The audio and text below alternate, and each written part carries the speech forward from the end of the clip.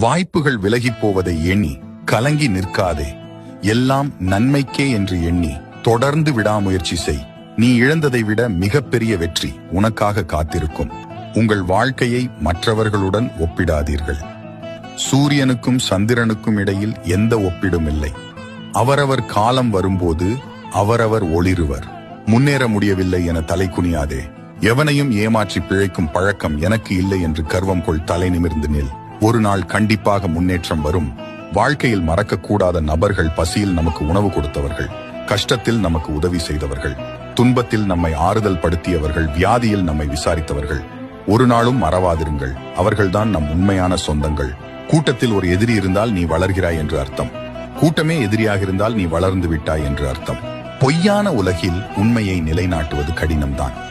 காரணம், பொய் அனைவரையும் எளிதாக கவர்ந்துவிடும். உண்மைக்கு கவரும் உணர்வு சற்று குறைவுதான். இருந்தாலும் உண்மை தாழ்ந்து போகுமே தவிர வீழ்ந்து போகாது. தர்மம் வெல்லும். தண்ணீரைப் போல் இருக்க கற்றுக்கொள்ளுங்கள். ஏனென்றால் அதற்கு ஒதுங்கி போகவும் தெரியும், அடித்து கொண்டு போகவும் தெரியும்.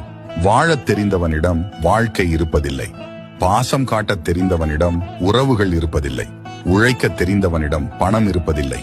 உனக்கு கஷ்டம் வரும்போது அடுத்தவன் வந்து உதவப் போவதில்லை. அடுத்தவன் உனக்காக உன் வாழ்க்கையை வாழப்போவதும் இல்லை. பிறகு ஏன் அடுத்தவன்